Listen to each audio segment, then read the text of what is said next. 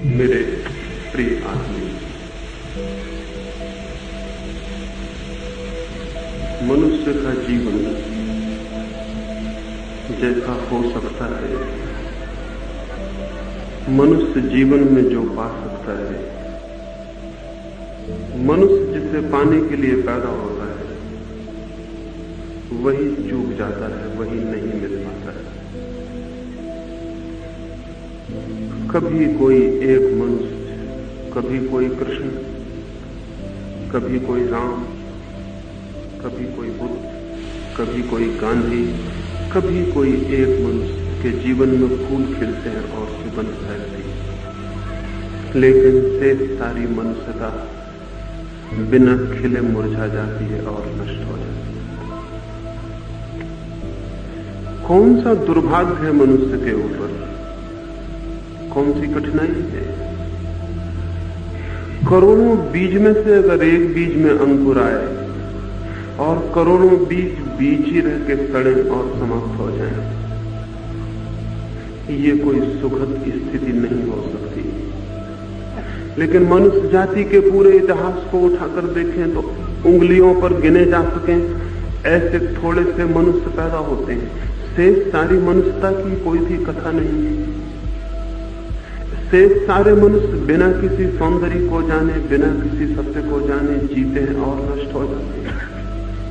क्या इस जीवन को हम जीवन कहें? एक फकीर का मुझे स्मरण आता है। कभी वो सम्राट था, फिर फकीर हो गया।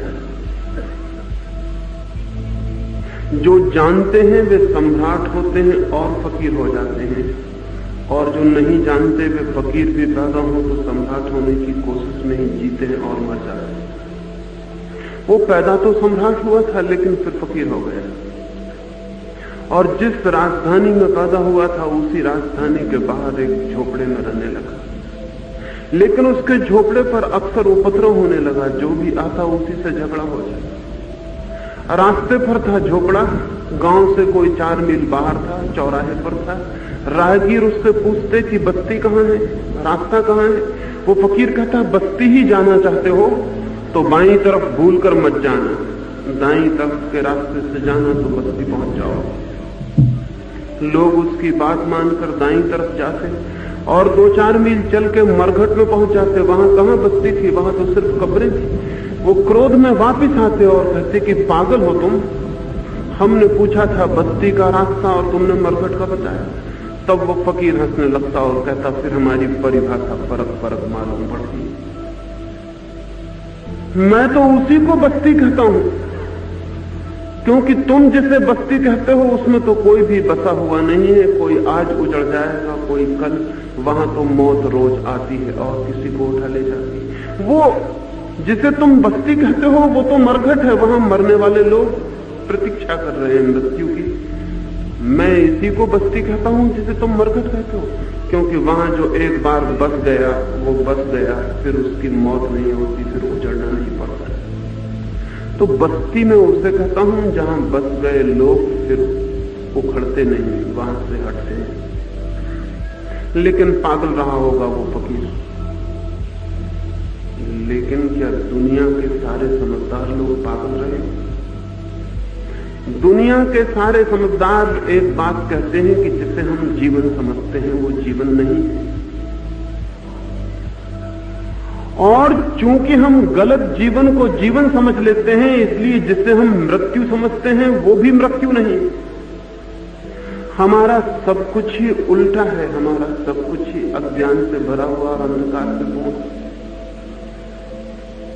फिर जीवन क्या है? और उस जीवन को जानने और समझने का द्वार और मार्ग क्या है? बुद्ध के पास एक बूढ़ा भिक्षु था।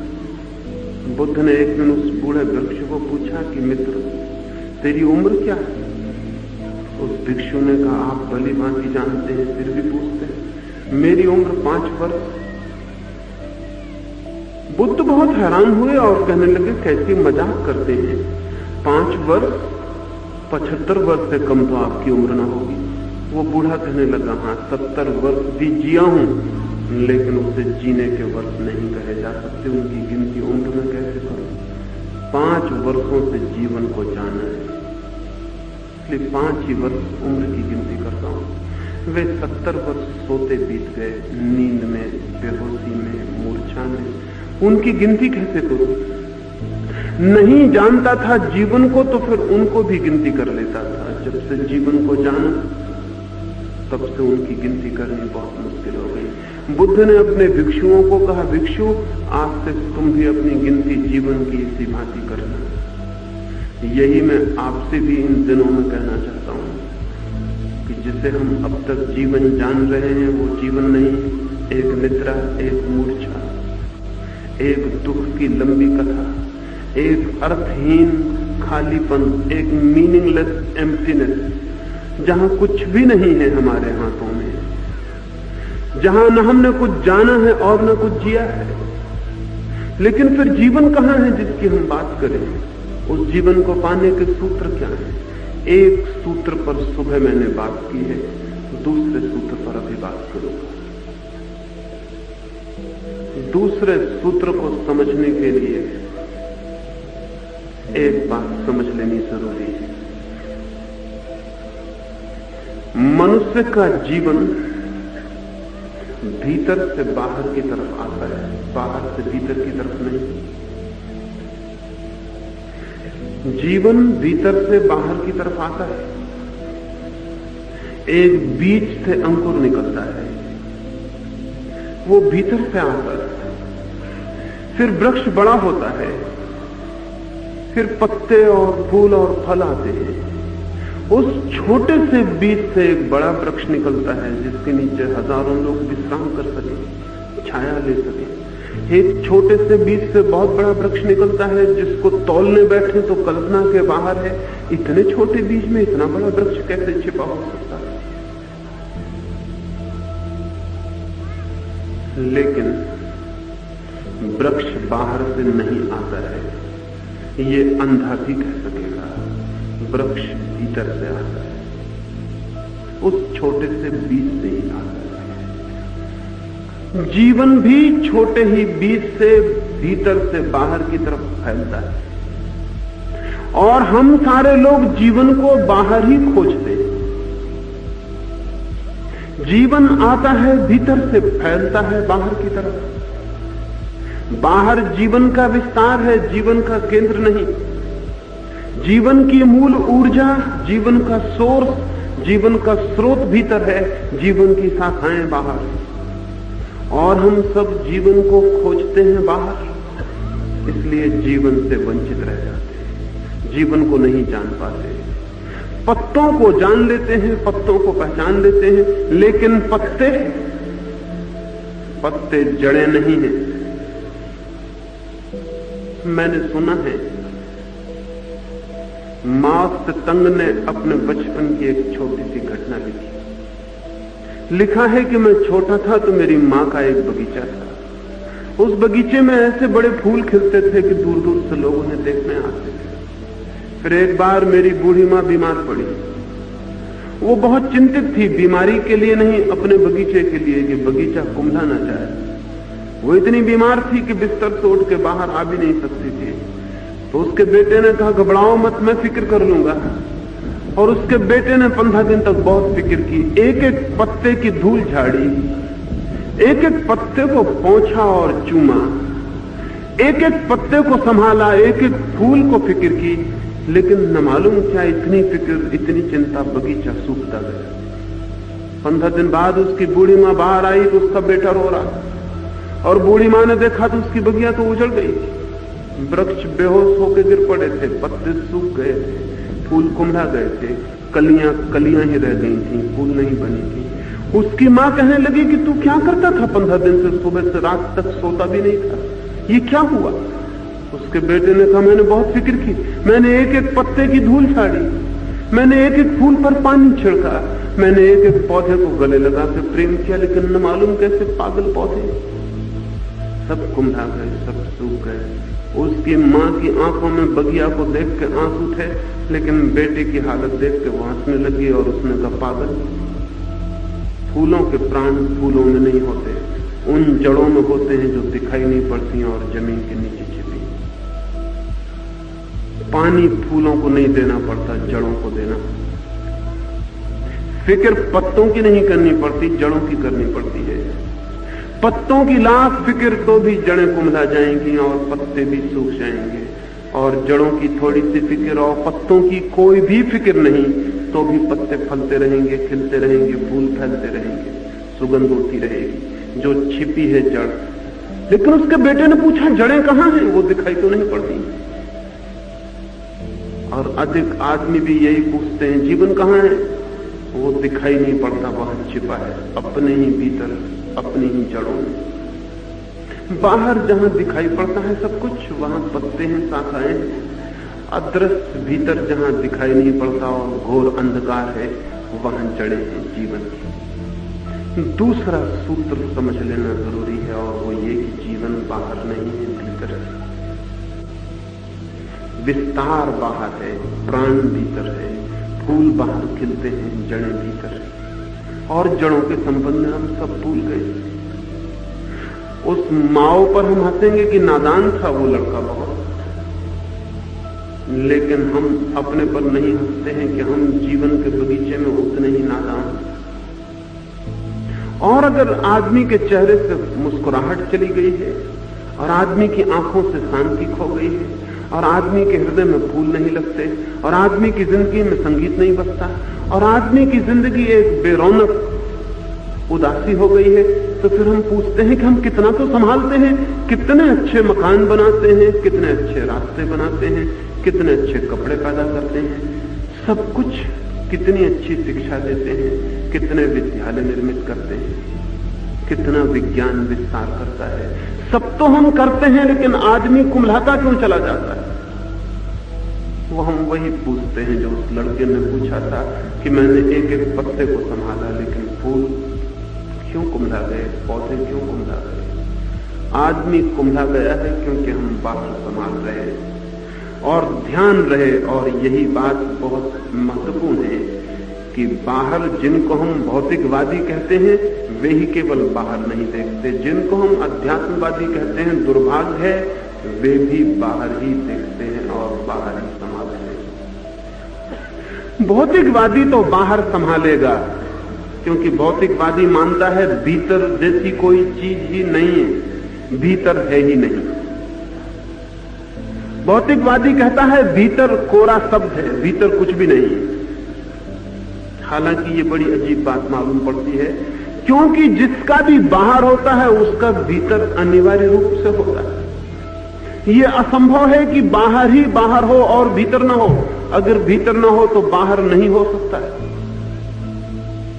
अगर एक मकान की बाहर की दीवार है तो भीतर भी होगा। अगर एक पत्थर की बाहर की रूपरेखा है तो भीतर भी कुछ होगा। बाहर की जो रूपरेखा है वो भीतर को ही घेरने वाली रूपरेखा होती है। बाहर का अर्थ है भीतर को घेरने वाला, और अगर भीतर ना हो तो बाहर कुछ भी नहीं हो सकता। लेकिन भौतिकवादी कहता है कि भीतर कुछ नहीं, इसलिए भौतिकवादी को क्षमा किया जा सकता है। लेकिन अध्यात्मवादी भी सारी चेष्टा बाहर करता है। वो भी कहता है ब्रह्मचर्य साधो, वो भी कहता है अहिंसा साधो, वो भी कहता है सत्य साधो, वो भी गुणों को साधने की कोशिश करता है। अहिंसा, ब्रह्मचर्य, प्रेम, करुणा, दया सब फूल है, जड़ उनमें से कोई भी नहीं। जड़ समझ जाए तो अहिंसा अपने आप पैदा हो जाती है, और अगर जड़ न समझे तो न समझे तो अहिंसा को जिंदगी भर संभालो, अहिंसा पैदा नहीं होती, बल्कि अहिंसा के पीछे निरंतर हिंसा खड़ी रहती है। और वो हिंसक बेहतर जो हिंसक है, वो अहिंसक बहुत खतरनाक जो भीतर हिंसक है। जिन मुल्कों ने अध्यात्म की बहुत बात की है, उन्होंने बाहर से एक थोथा अध्यात्म पैदा कर लिया है। बाहर का जो थोथा अध्यात्म है वो गुणों पर जोर देता है, अंतस पर नहीं। वो कहता है सेक्स छोड़ो, ब्रह्मचर्य साधो। वो कहता है झूठ छोड़ो, सत्य को साधो। वो कहता है कांटे हटा लो, फूल फूल पैदा करो, लेकिन उसकी बिल्कुल फिक्र नहीं करता कि फूल कहां से पैदा होते हैं, वो जड़ें कहां हैं। और अगर वो जड़ें न संभाली जाएं तो फूल पैदा होने वाले नहीं हैं। हाँ, कोई चाहे तो बाजार से कागज के फूल लाके अपने ऊपर चिपका सकता है, और दुनिया में अध्यात्म के नाम से कागज के फूल चिपकाए हुए लोगों की भीड़ खड़ी हो गई। और इन कागज के अध्यात्मवादी लोगों के कारण भौतिकवाद को दुनिया में नहीं हराया जा पा रहा है, क्योंकि भौतिकवाद कहता है यही है तुम्हारा अध्यात्म, ये कागज के फूल। और इन कागज के फूलों को देखकर भौतिकवादी को लगता है नहीं है कुछ भीतर, सब ऊपर की बातें हैं, ये फूल भी सब ऊपर से ले आए गए। अध्यात्म के नाम से बाहर का आरोपण चल रहा है, कल्टीवेशन और इम्पोजिशन चल रहा है। आदमी भीतर क्या है सोया हुआ, उसे जगाने की चिंता में नहीं, बाहर से अच्छे वस्त्र पहन लेने की चिंता में। इससे एक अद्भुत धोखा पैदा हो गया है। दुनिया में भौतिकवादी हैं और दुनिया में झूठे अध्यात्मवादी हैं। दुनिया में सच्चा आदमी खोजना मुश्किल होता चला जाता है। हाँ, कभी कोई एक आध सच्चा आदमी पैदा होता है, लेकिन उस आदमी को भी हम नहीं समझ पाते, क्योंकि उसको भी हम बाहर से देखते हैं कि वो क्या करता है, वो कैसे चलता है, क्या पहनता है, क्या खाता है, और इसी आधार पर हम निर्णय लेते हैं कि वो भीतर क्या होगा। नहीं, फूल के आधार पर जड़ों का पता नहीं चलता है। फूल के रंग देखकर जड़ों का कुछ पता नहीं चलता है, पत्तों से जड़ों का कुछ पता नहीं चलता है। जड़ें कुछ बात ही और है, वो आयाम दूसरा, वो डायमेंशन दूसरा है। लेकिन ये ऊपर से संभालने की, वस्त्रों को संभालने की लंबी कथा चल रही है, और हमने एक झूठा आदमी पैदा कर लिया है। इस झूठे आदमी का भी कोई जीवन नहीं होता है। इस झूठे आदमी को हम थोड़ा समझ लें, क्योंकि ये झूठा आदमी कहीं और नहीं है, हम सब झूठे आदमी हैं। मैंने सुना है एक किसान ने खेत में एक झूठा आदमी बना के खड़ा कर दिया। किसान खेतों में आदमी झूठा बना के खड़ा कर देते, कुर्ता पहना दिया था, हंडी लगा दी थी, मुंह बना दिया था। जंगली जानवर उस आदमी को देखकर डर जाते थे, भाग जाते थे। पक्षी उस खेत में आने से डरते थे। एक दार्शनिक उस झूठे आदमी के पास से निकलता था, और उस दार्शनिक ने उस झूठे आदमी को पूछा कि दोस्त, सदा यहीं खड़े रहते हो, धूप आती है, वर्षा आती है, सर्दियां आती हैं, रात आती है, अंधेरा हो जाता है, तुम यहीं खड़े रहते हो, ऊबते नहीं, घबराते नहीं, परेशान नहीं होते? वो झूठा आदमी बहुत हंसने लगा। उसने कहा परेशान कभी भी नहीं होता। दूसरों को डराने में इतना मजा आता है कि सब वर्षा भी गुजार देता हूं, धूप भी गुजार देता हूं, रात भी गुजार देता हूं। दूसरों को डराने में इतना मजा आता है। दूसरों को प्रभावित देखकर, भयभीत देखकर बहुत मजा आता है। दूसरों की आंखों में सच्चा दिखाई पड़ता हूं, बस बात खत्म हो जाती है। पक्षी डरते हैं कि मैं सच्चा आदमी हूं, जंगली जानवर भय खाते हैं कि मैं सच्चा आदमी हूं। उनकी आंखों में देखकर कि मैं सच्चा हूं, बहुत आनंद आता है। उस दार्शनिक ने कहा कि बड़ी आश्चर्य की बात है, लेकिन तुम जो कहते हो वही हालत मेरी भी है। मैं भी दूसरों की आंखों में देखता हूं कि मैं क्या हूं, और उसी से आनंद लेता चला जाता हूं। वो झूठा आदमी हंसने लगा और उसने कहा कि तब फिर मैं समझ गया तुम भी एक झूठे आदमी। पता नहीं ये बात कहीं हुई या नहीं हुई, लेकिन झूठे आदमी की एक पहचान है, वो हमेशा दूसरों की आंखों में देखता है कि कैसा दिखाई पड़ता है। उसे इससे मतलब नहीं कि वो क्या है। उसकी सारी चिंता, उसकी सारी चेष्टा एक है कि वो दूसरों को कैसा दिखाई पड़ता है। वो जो चारों तरफ देखने वाले लोग हैं वो क्या कहते हैं। ये जो बाहर का चौथा अध्यात्म है, ये लोगों की चिंता से पैदा हुआ है, लोग क्या कहते हैं।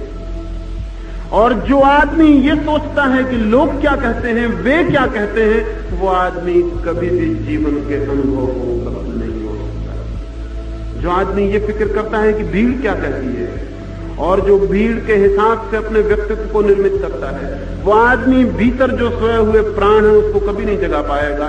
वो बाहर से ही वस्त्र ओढ़ लेगा और लोगों की आंखों में भला दिखाई पड़ने लगेगा और बात समाप्त हो जाएगी। हम वैसे दिखाई पड़ रहे हैं जैसे हम नहीं हैं। हम वैसे दिखाई पड़ रहे हैं जैसे हम कभी भी नहीं थे।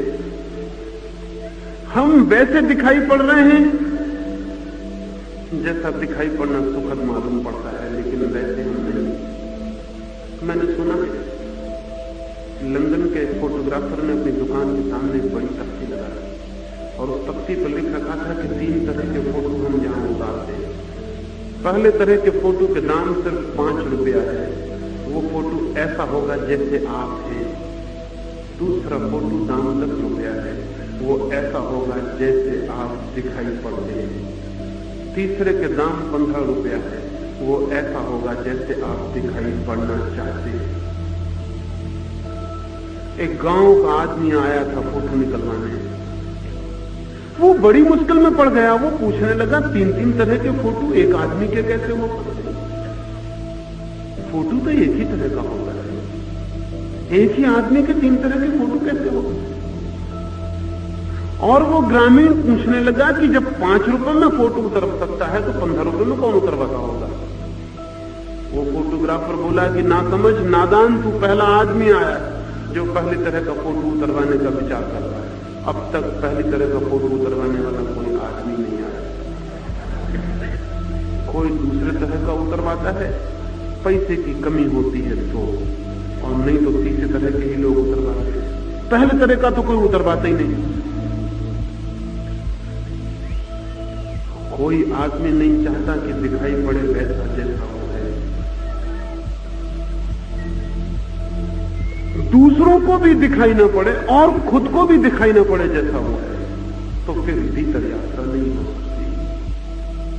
क्योंकि भीतर तो सत्य की सीढ़ियां चढ़ के ही यात्रा होती है, असत्य की सीढ़ियां चढ़ के नहीं। और ध्यान रहे, अगर बाहर यात्रा करनी हो तो असत्य की सीढ़ियां चढ़े बिना बाहर कोई यात्रा नहीं।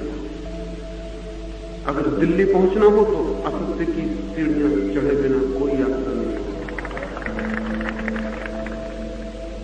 और भीतर जाना हो तो सत्य की सीढ़ियां चढ़े बिना कोई यात्रा नहीं। अगर बहुत धन के अंबार लगाने हो तो असत्य की यात्रा के सिवाय कोई रास्ता नहीं। अगर बहुत यश पाना हो, प्रतिष्ठा पानी हो, नेतृत्व पाना हो तो असत्य के सिवाय कोई यात्रा नहीं। बाहर की सारी यात्रा की सीढ़ियां असत्य की ईंटों से निर्मित है। भीतर की यात्रा सत्य की सीढ़ियों से करनी पड़ती है। और पहला सत्य बहुत कठिन पड़ता है, इस बात को जानना कि मैं सच में क्या हूं। हम तो इसे दबाते हैं जो मैं हूं, हम तो इसे बुलाते हैं। हम शरीर को तो बहुत देखते हैं आईने के सामने रख रख के, लेकिन वो जो भीतर है उसके सामने कभी आईना नहीं रखते। और अगर कोई आईना ले आए तो हम बहुत नाराज हो जाते हैं। आईना भी तोड़ देंगे, उस आदमी का सिर भी तोड़ देंगे। आईना दिखलाते हो। कोई आदमी भीतर के आदमी को देखने के लिए तैयार नहीं। और इसलिए दुनिया में जिन लोगों ने भी भीतर के असली आदमी को दिखाने की कोशिश की है, उनके साथ हमने वो व्यवहार किया है जो दुश्मन के साथ करना चाहिए। चाहे हम जीसस को सूली पर लटका दें और चाहे सुकरात को जहर दिला दें। जो भी आदमी हमारी असलियत को दिखाने की कोशिश करेगा, हम बहुत नाराज हो जाते हैं, क्योंकि वो हमारी नग्नता को खोलकर हमारे सामने रखता है।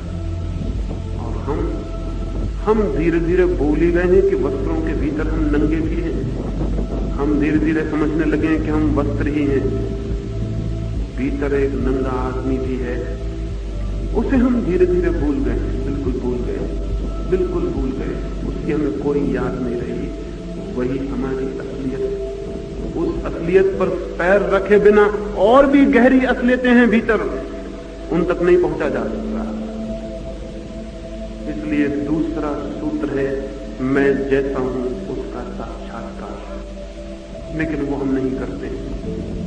हम तो दबा दबा के अपनी एक झूठी तस्वीर, एक फॉल्स इमेज खड़ी करने की कोशिश करते हैं।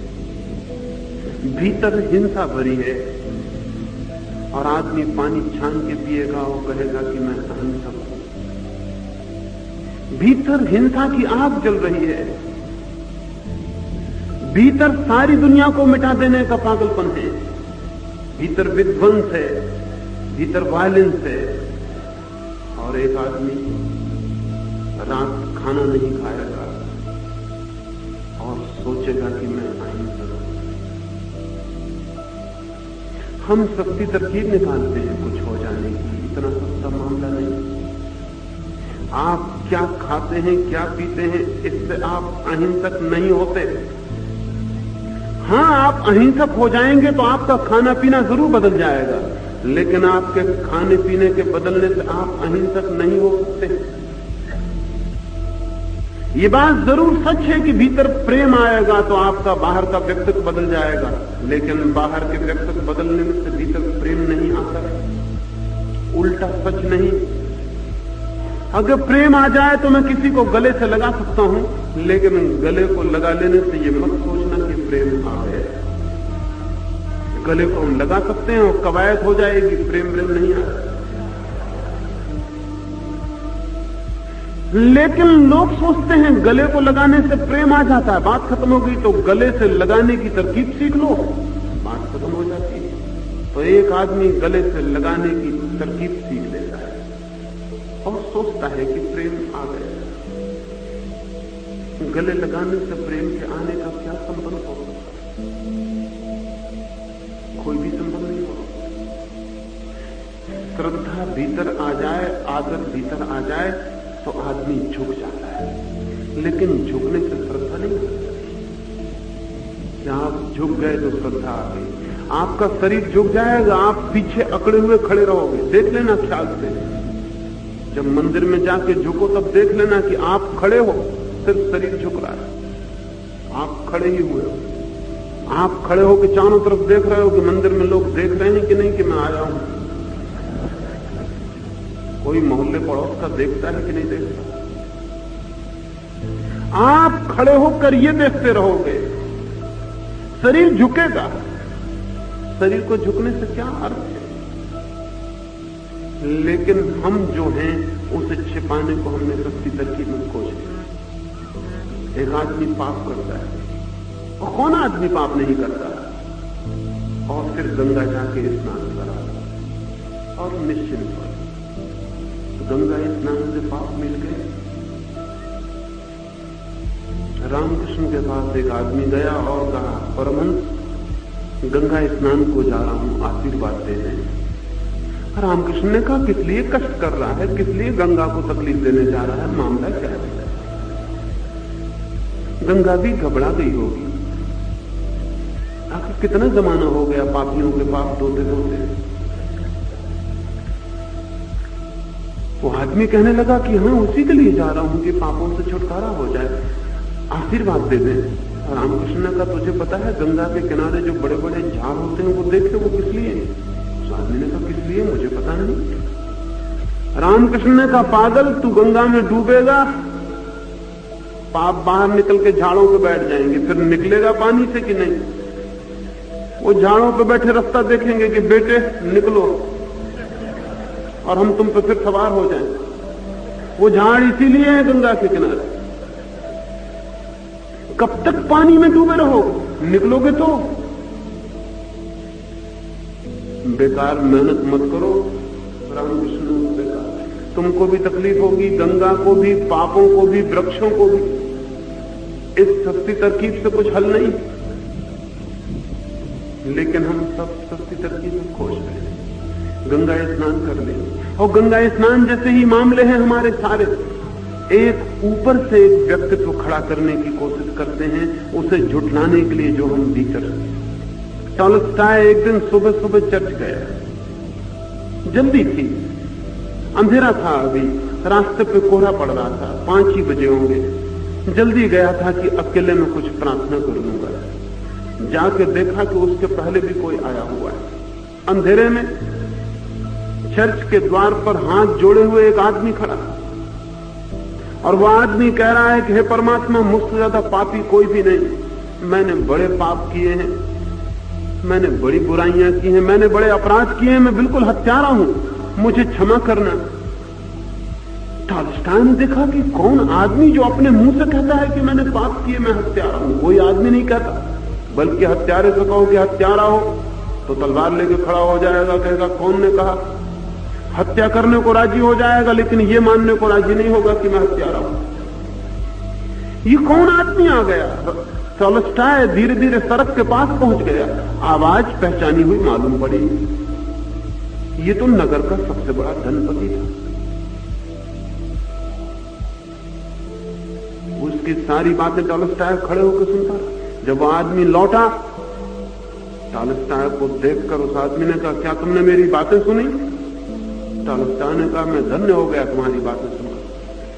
तुम इतने पवित्र आदमी हो कि अपनी सब पाप को तुमने इस तरह खोल कर रख दिया। उसने कहा, ध्यान रहे, ये बात किसी से कहना मत। ये मेरे और परमात्मा के बीच की मुझे पता भी नहीं था कि तुम यहां खड़े हुए। अगर बाजार में ये बात पहुंची तो मानहानि का मुकदमा चलाऊंगा। टॉल्स्टॉय ने कहा, अरे अभी तो तुम कहते थे। मैं कहा, वो सब दूसरी बात, वो तुमसे मैंने नहीं कहा और दुनिया से कहने के लिए नहीं, वो अपने और परमात्मा के बीच की बात। क्योंकि परमात्मा कहीं भी नहीं है, इसलिए उसके सामने हम नंगे खड़े हो। लेकिन जो आदमी जगत के सामने सच्चा होने को राजी नहीं, उसके सामने परमात्मा कभी सच्चा नहीं हो सकता। हम अपने ही सामने सच्चे होने को राजी नहीं हैं। लेकिन ये डर क्या है इतना?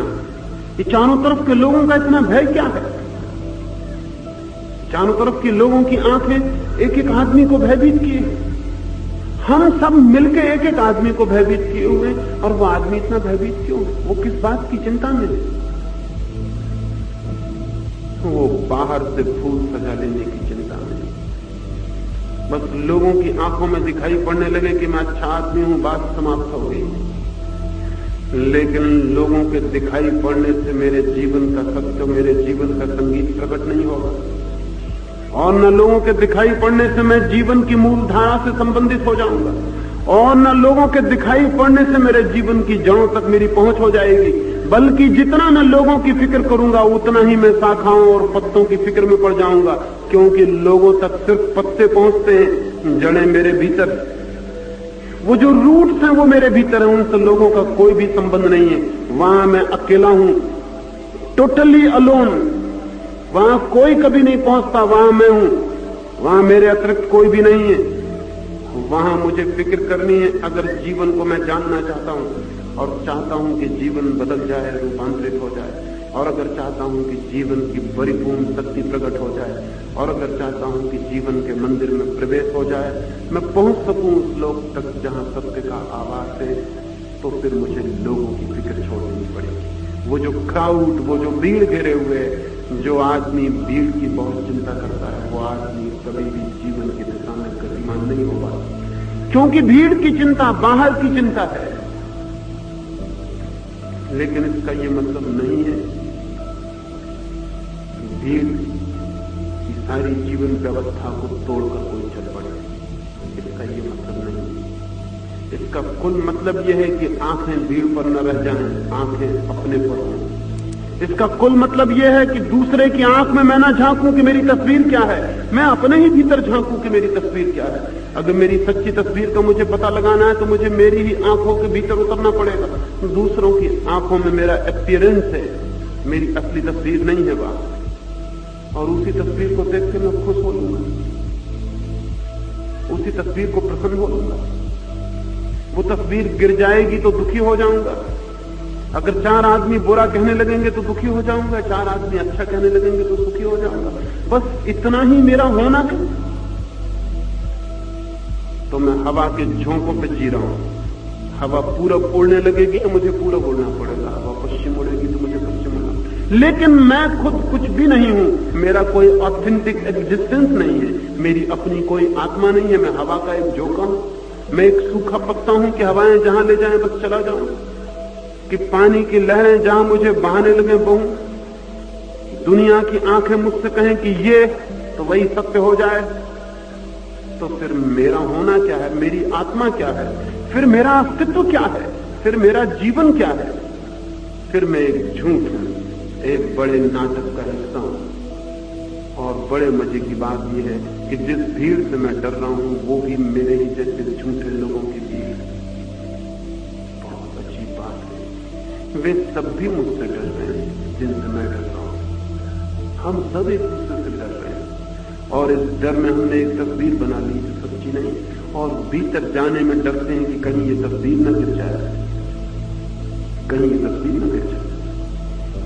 इस बात ये एक सप्रेशन, एक दमन चल रहा है। आदमी जो भीतर है उसे दबा रहा है और जो नहीं है उसे थोप रहा है, उसका आरोपण कर रहा है। एक द्वंद, एक कॉन्फ्लिक्ट खड़ी हो गई है। एक एक आदमी अनेक अनेक आदमियों में बट गया है, मल्टी साइकिक हो गया है। एक एक आदमी नहीं, 24 घंटे में 1000 बार बदल जाता है। हर नया आदमी सामने आता है और नई तस्वीर बनती है उसकी आंख में और वो आदमी बदल जाता है। आप जरा ख्याल करना, अपनी पत्नी के सामने आप दूसरे आदमी होते हो, अपने बेटे के सामने दूसरे, अपने बाप के सामने तीसरे, अपने नौकर के सामने चौथे, अपने मालिक के सामने छठवें। दिन भर आप अलग अलग आदमी होते हो। सामने आदमी बदला और आपको बदलना पड़ता है, क्योंकि आप तो कुछ हो ही नहीं। आप तो वो जो दूसरे की आंखें हैं उनको देख के कुछ हो। अपने नौकर के सामने देखा है आप कितने शानदार आदमी हो जाते हैं, और अपने मालिक के सामने वो जो हालत आपकी नौकर की आपके सामने होती है वो अपने मालिक के सामने आपकी हो जाती है। आप कुछ हो या नहीं कि हर दर्पण आपको बनाता है, जो भी सामने आ जाता है वही आपको बनाता है।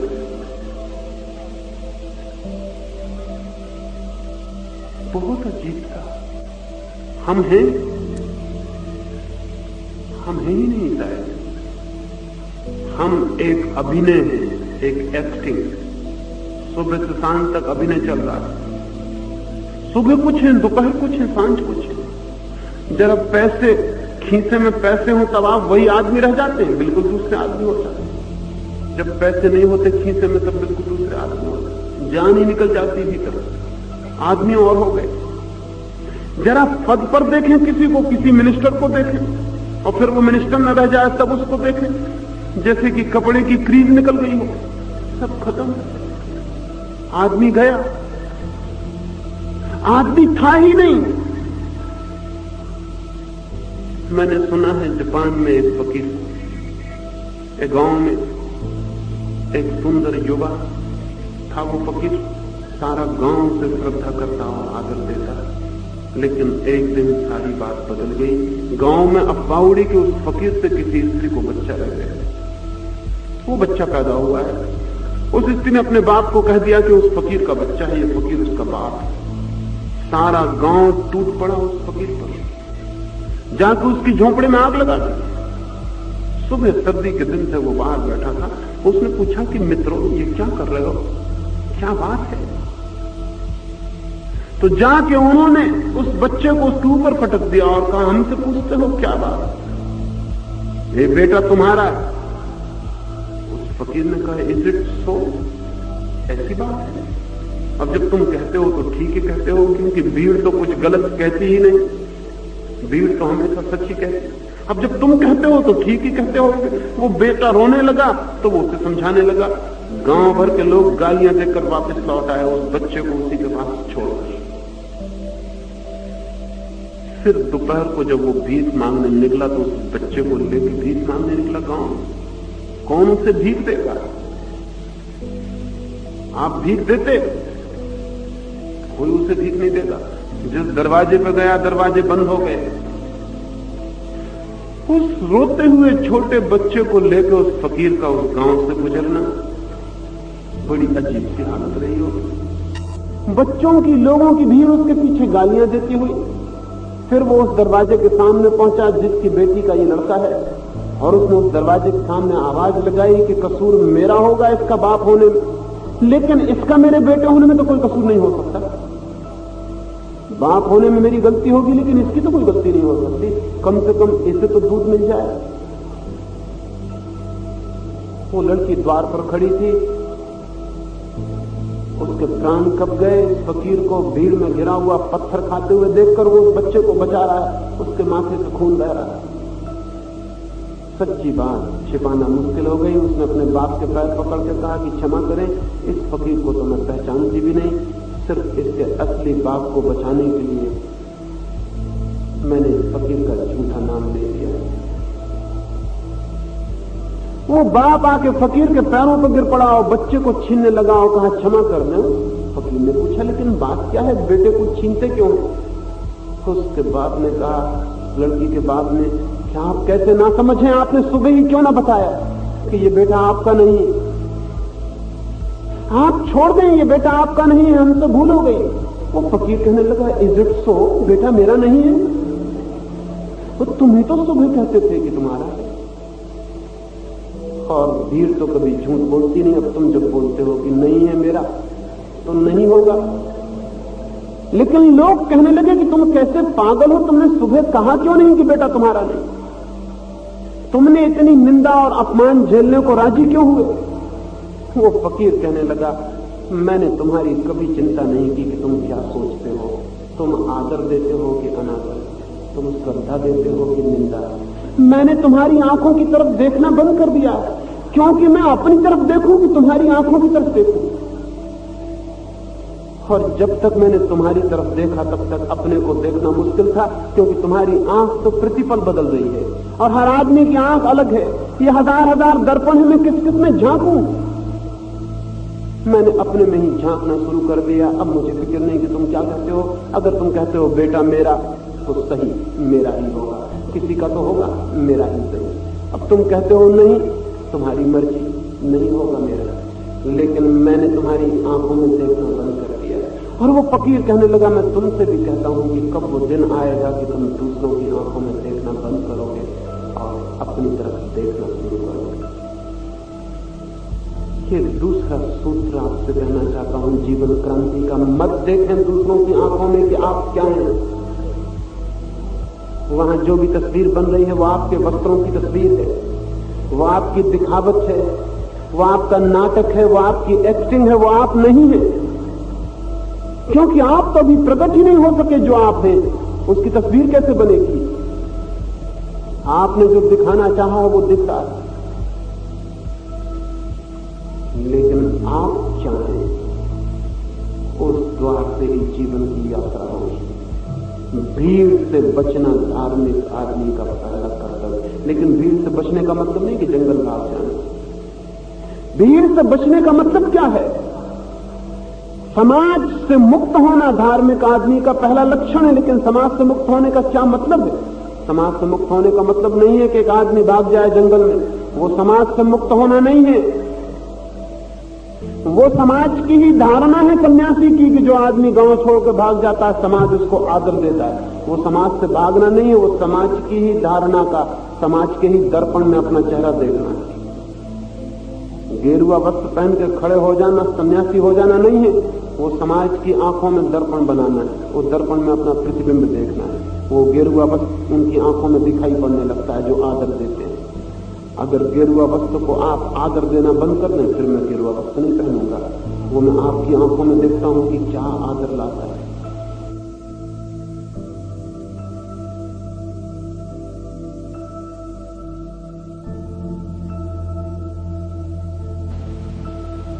अगर समाज आदर देता है एक आदमी को, पत्नी और बच्चे को छोड़ के भाग जाने को, तो आदमी भाग जाता है। यहां भी वो समाज की आंखों में देख रहा है।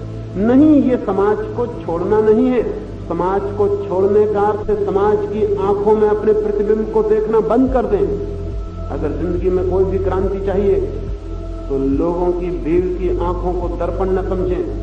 वे धोखे के स्थान हैं जहां वस्त्र दिखाई पड़ते हैं, लेकिन इस दुनिया में वस्त्रों की कीमत है। और अगर बाहर की यात्रा करनी है तो फिर मेरी बात कभी मत मानना, नहीं तो बाहर की यात्रा बहुत मुश्किल हो जाएगी। इस दुनिया में वस्त्रों की कीमत है, आत्माओं की कोई कीमत नहीं। मैंने सुना है कभी गालिब को एक दफा बहादुर शाह ने निमंत्रण दिया। सम्राट ने बुलाया था कि आओ भोजन को। गालिब था गरीब आदमी। अब तक ऐसी दुनिया नहीं बन सकी कि कवि के पास भी खाने पीने को पैसा हो। ये नहीं हो सका। अच्छे आदमी को रोटी जुटानी अभी भी बहुत मुश्किल है। गालिब तो गरीब आदमी था, कविताएं लिखी थी ऊंची, तो ऊंची कविताओं से क्या होता है, रोटियां तो नहीं आती, कपड़े फटे पुराने थे। मित्रों ने कहा बादशाह के वहां जा रहे हो, इन कपड़ों से नहीं चलेगा। बादशाहों के महल कपड़ों को पहचानते हैं। गरीब के घर में यह भी हो सकता है कि कभी बिना कपड़ों के भी चल जाए, लेकिन बादशाहों के महल में कपड़े पहचाने जाते हैं। मित्रों ने कहा कि हम उधार कपड़े ला देते, तुम पहन के चले जाओ, जरा आदमी तो मालूम पड़ोगे।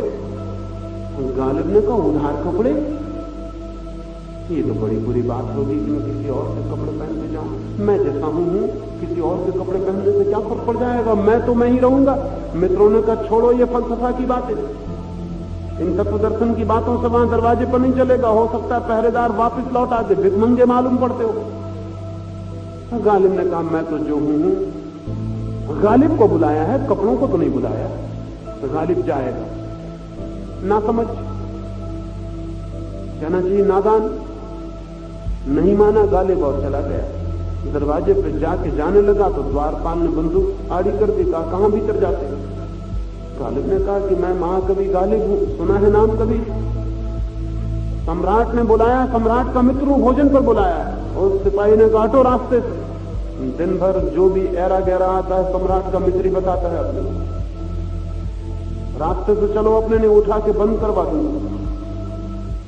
गालिब ने कहा क्या बातें कहते हो, मुझे पहचानते नहीं? उसने कहा तुम्हारे कपड़े बता रहे हैं कि तुम कौन हो, फटे जूते बता रहे हैं कि तुम कौन हो, अपनी शक्ल देखो आईने में जाके कि कौन हो।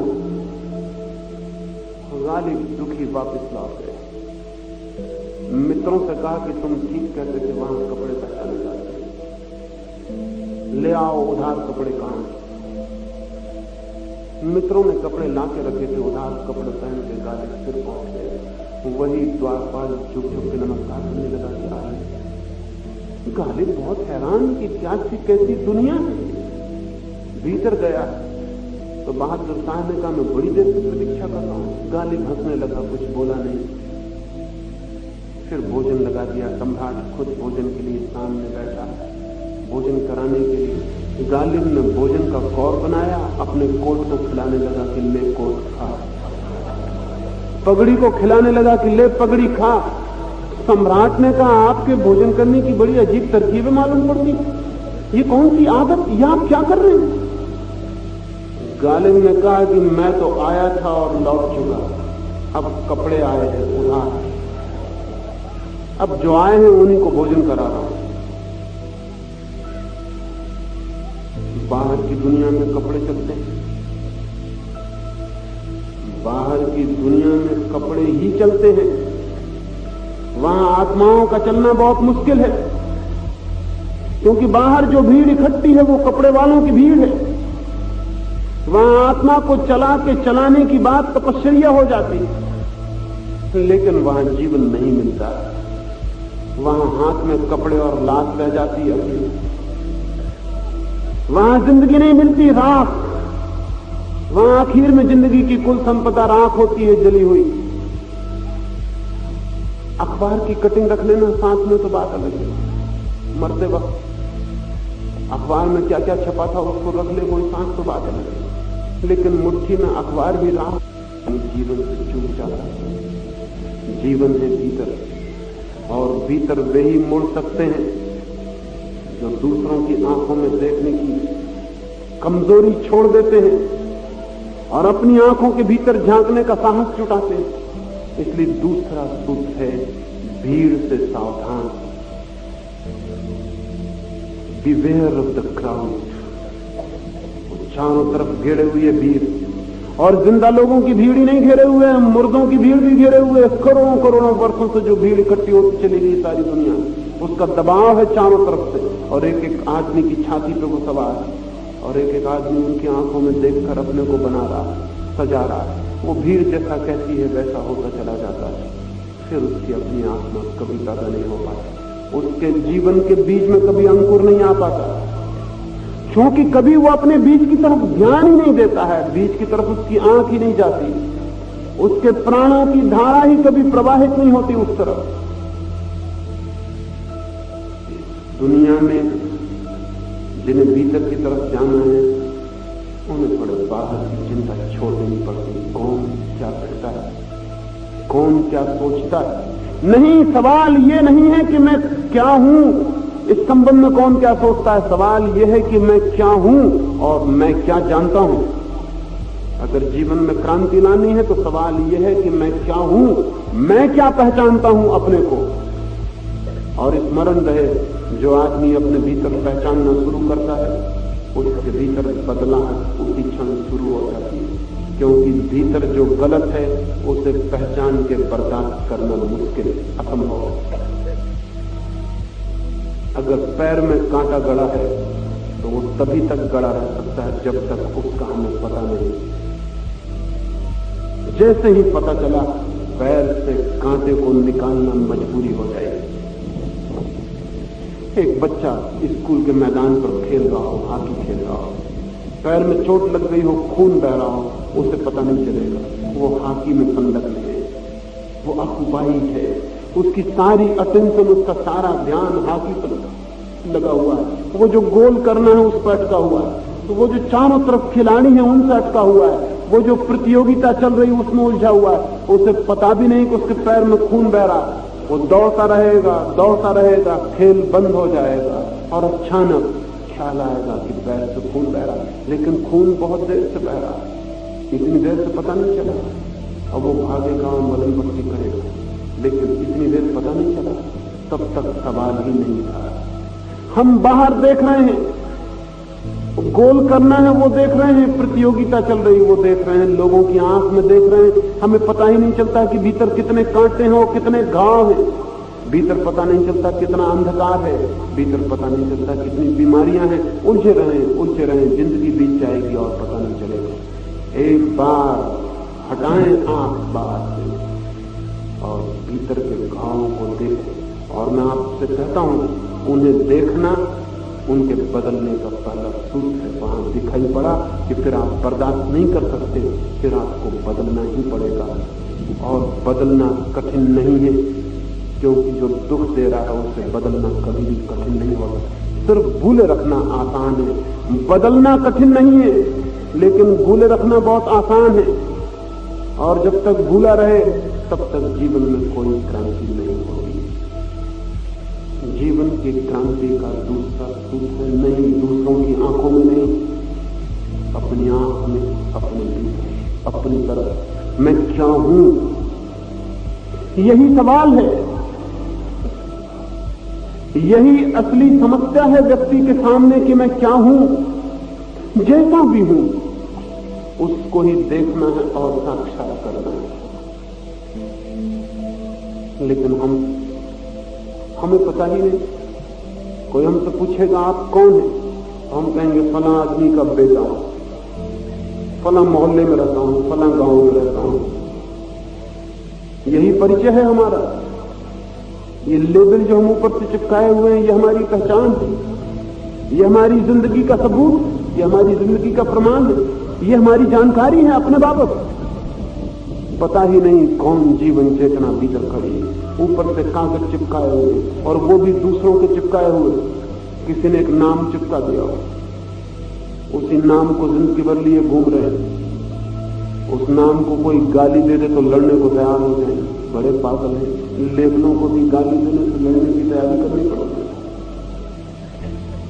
स्वामी राम अमेरिका गए थे,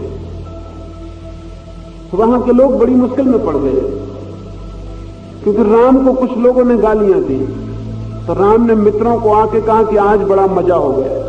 बाजार में कुछ लोग मिल गए और राम को खूब गालियां देने लगे। हम भी खड़े सुनते रहे। लोगों ने कहा आप पागल हो गए, राम को गालियां देते रहे, कौन राम? स्वामी राम ने कहा कि ये राम जिसको लोग राम कहते हैं। कुछ लोगों ने घेर लिया और बेटे को बहुत गालियां देने लगे। हम भी खड़े हो देखते कि राम को अच्छी गालियां पड़ गई। अब हम राम हो तो झगड़े में पड़े, हम तो राम नहीं है। हम तो जो है उसका कोई नाम नहीं है, नाम तो किसी का दिया हुआ है, वो तो समाज का दिया हुआ है, हमारा दिया हुआ तो नहीं।